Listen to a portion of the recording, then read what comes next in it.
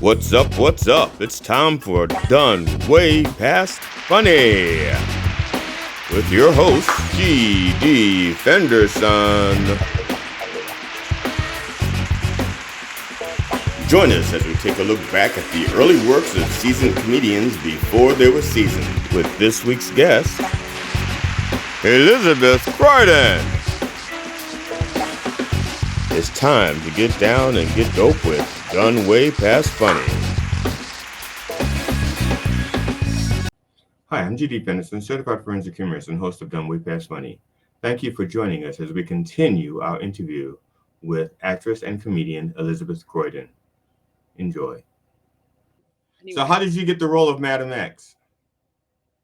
Phil and Seamus were holding auditions at the Comedy Store, and I came to Hollywood in 2002 with a whole movie, and we had even merchandised our movie, and I had a lunchbox for our movie, and ended out my whole movie, and Seamus knew I had actually produced and walked through all the steps.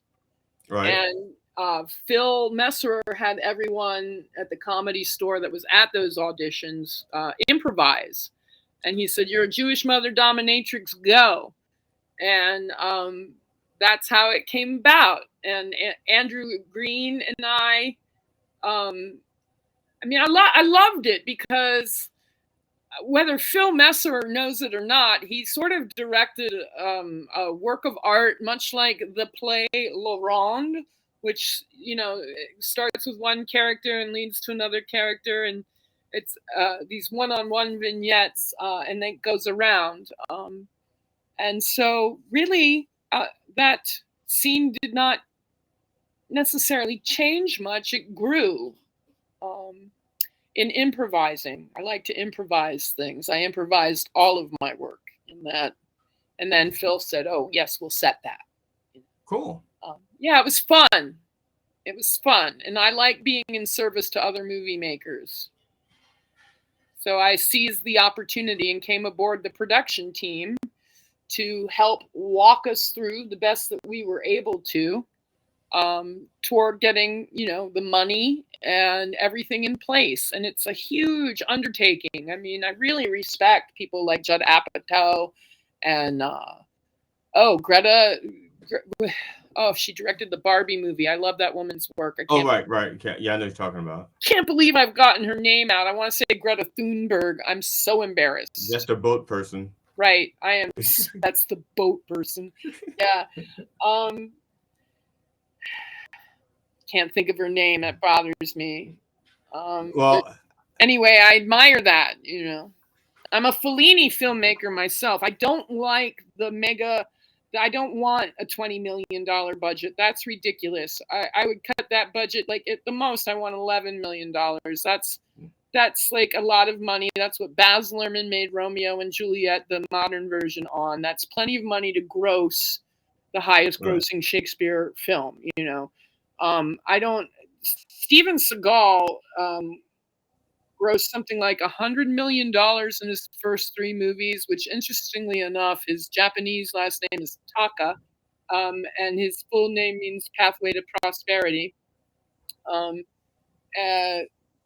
But it's such a huge undertaking. When I worked on Gore Verbinski and Jerry Bruckheimer's set, The Lone Ranger, that was a $200 million movie. And one of the things that his inner circle of producers said to me is, there is such a thing as too much money. And Fellini says, give me $50, a fan, a pound of Parmesan cheese, and you've got yourself a snowstorm. I went on tour with this young comedian when I was doing the Pussy Galore tour. Fashion model, activist, artist Natalie White was on that. Christina Payne participated in that in a little bit. But this young comic came aboard, and her relative was in the movie industry and took us out to, do the whole impress my niece. And I forget the relation. Doesn't really matter. And he was telling us this obscene story about how they had this budget and this third world country. They were doing a deep water movie, and they Right. took 100 tons of water in a drought infested, impoverished area, and they rented the studio and filled up the water with 100 tons of water, whatever it was. It was an obscene amount of good water. And they did the diving scenes and everything, and then they just drained it all. And I thought, my God, you couldn't find, like, I have a lot of questions. I have a lot of questions, and that's not the movie I want to make. Right. It's not the movie I want to make. I don't need that luxury.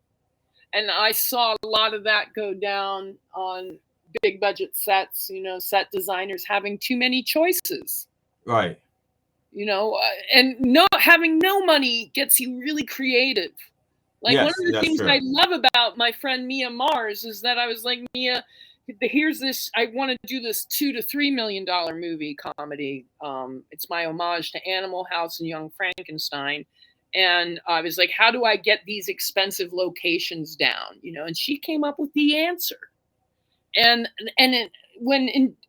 if you watch my full movie, Washington Intern's Gone Bad, I'm currently building my YouTube channel.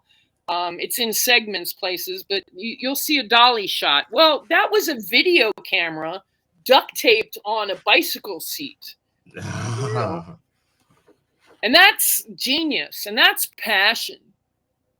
$200 million. I mean, I'd rather have you launder money through art than war. Right. Right? I mean, there are both opportunities. I'd rather have you make a $3 million movie where you only spent $1 million, maybe you pocketed another $1 million, or, spend it luxuriously, and then you've got $1 million to market it, than a $3 million pier, which probably cost the U.S. Army like maybe $100,000 to build, that's washed away in the waters of Gaza. And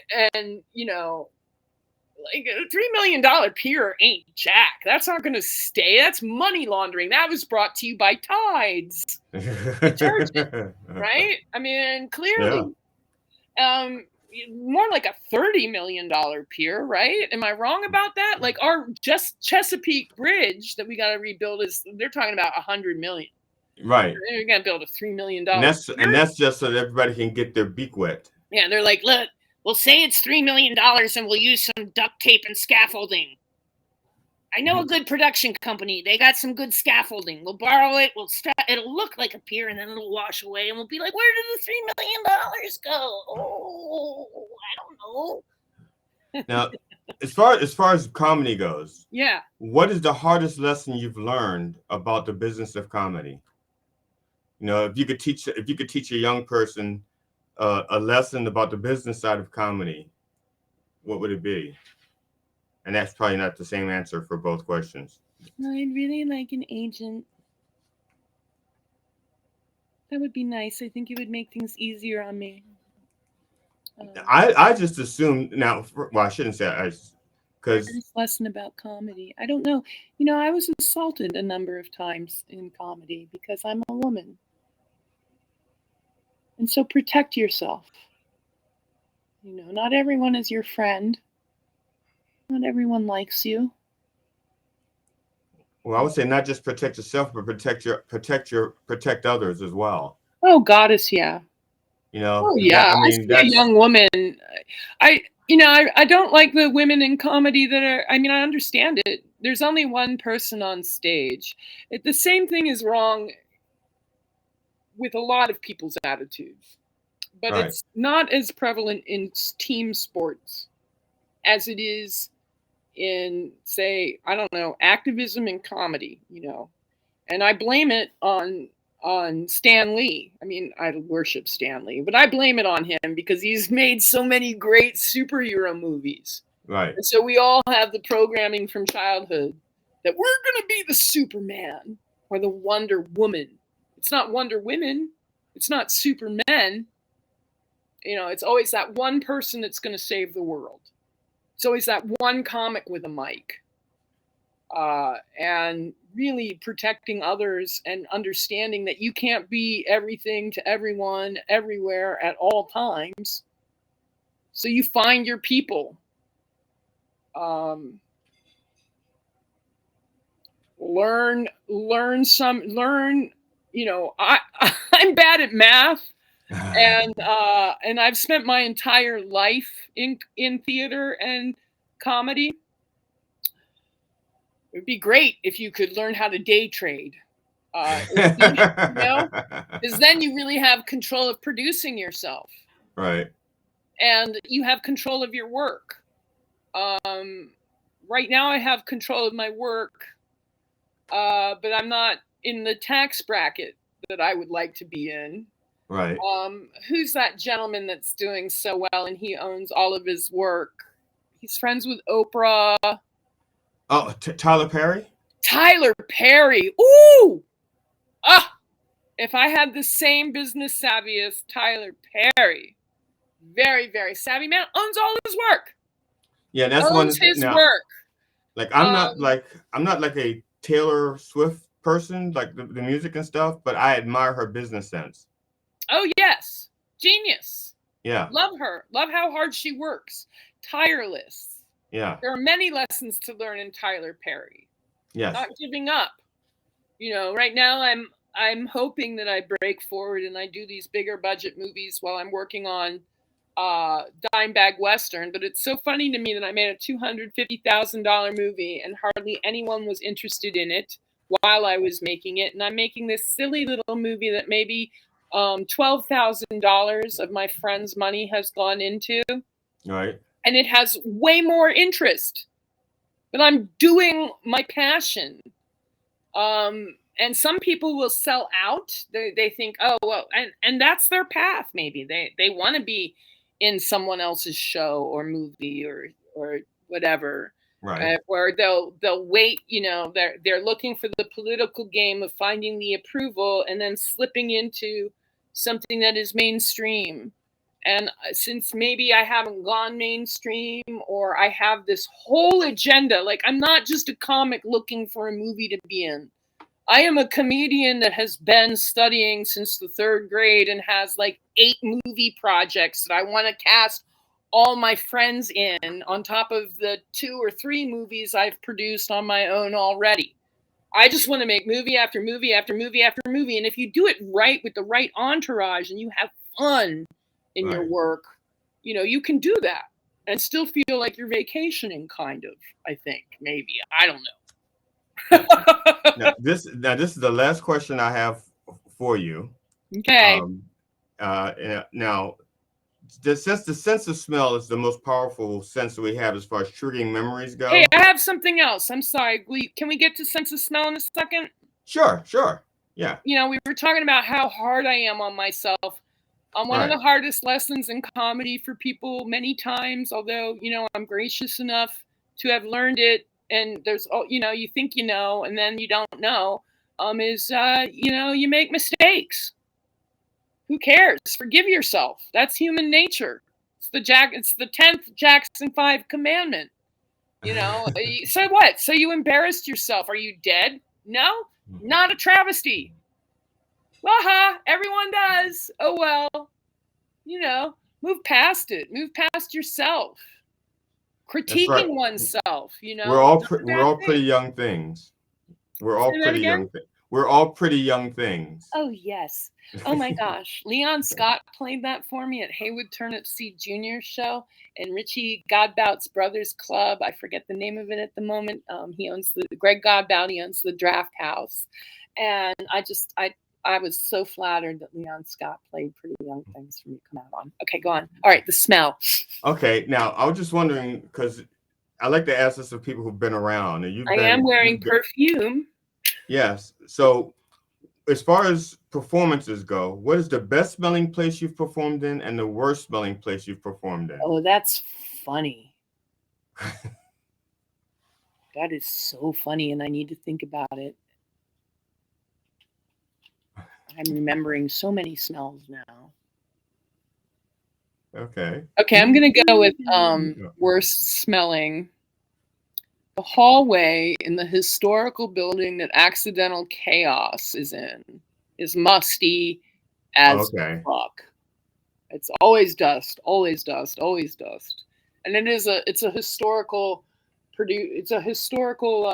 movie house studio place on Orange Street, North Orange Street in Hollywood. I think I'm going to go there and say that. I'm checking because I really like this. Best smelling place.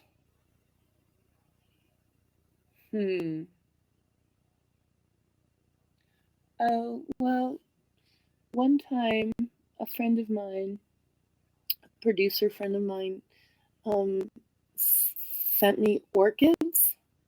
Right. And I brought them into the green room. And that was the best smelling place I've ever performed at. But let me think about that again, because, that was like my own doing.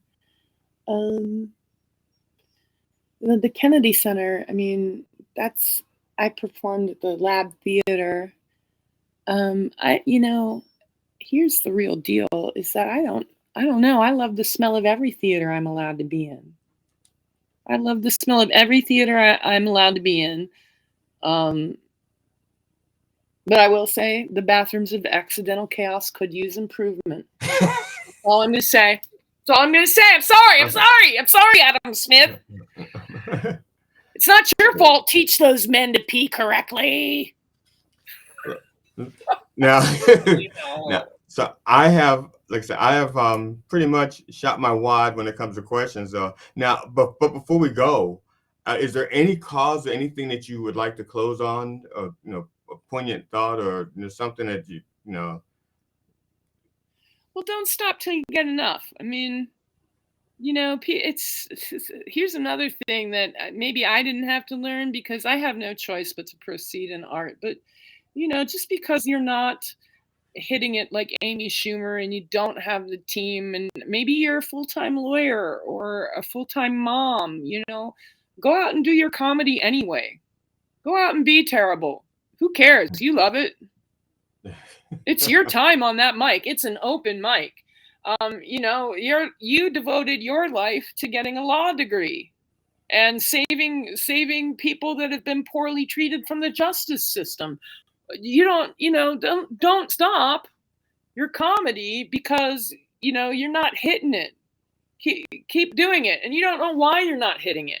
I mean, I haven't made as much money as Dave Chappelle, but I still get stopped and asked for my autograph, and that still tickles me. That really tickles me.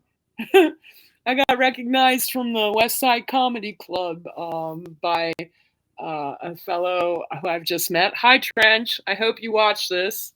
I got asked. I showed my movie in the Tromenale Film Festival, Washington Interns Gone Bad, and I was walking down the street of Friedrichshain, Berlin, and someone said, your movie is that good.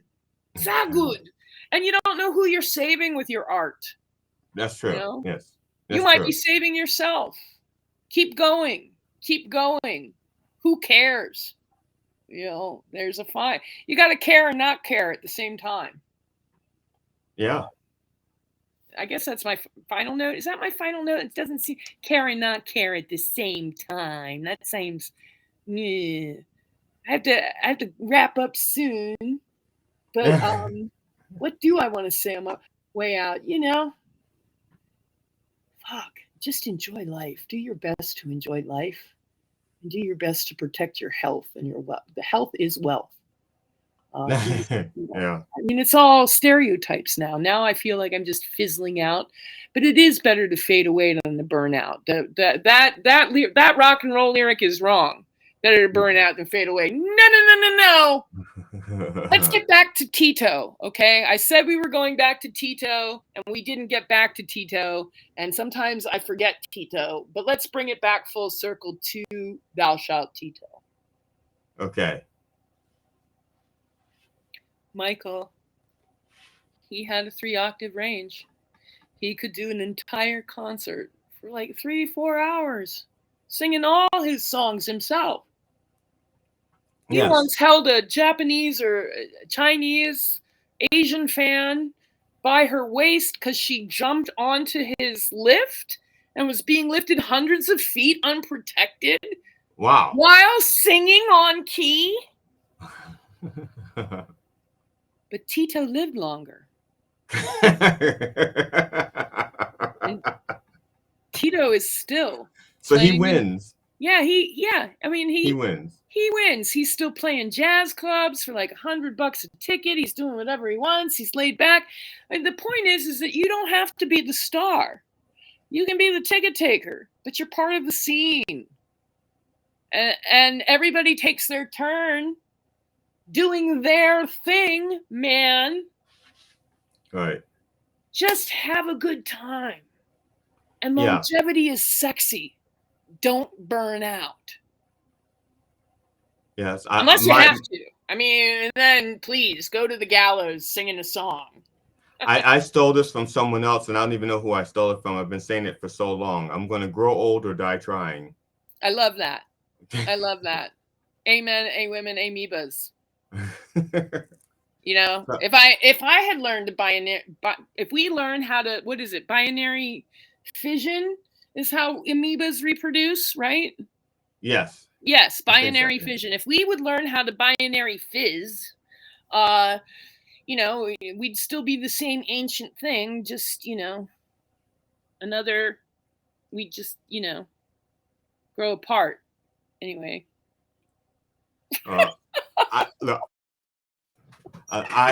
Liz, I appreciate you doing this with me. It was fun. Thank you. Yeah, thank you. And to be honest, a lot of and I'm so glad you only have 3 fans because I gave away comedy secrets.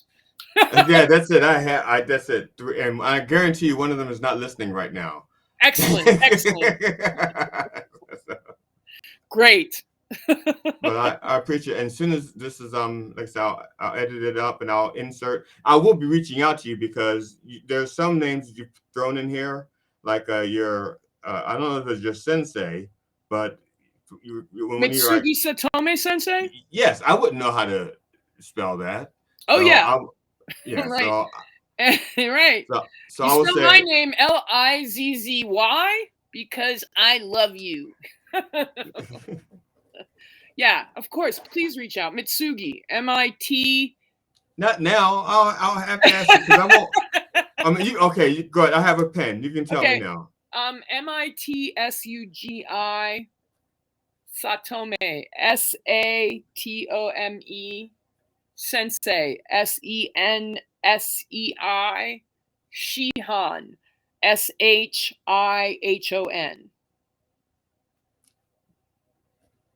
Okay. Gotcha. Wow.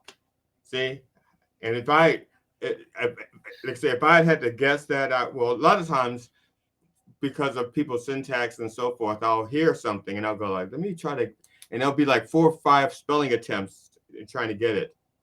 You know, especially with the English languages, you could have an F sound and it'd be a GH or a PH or an F. You know, so I thank you for doing this with me. I appreciate it. Oh, it's so much fun. Thank you for bringing it out of me. I'm gonna get ready to leave for DC and direct this tour guide. I'm hoping I make it through a 3.5-hour walking tour telling ghost stories around the White House for tourists.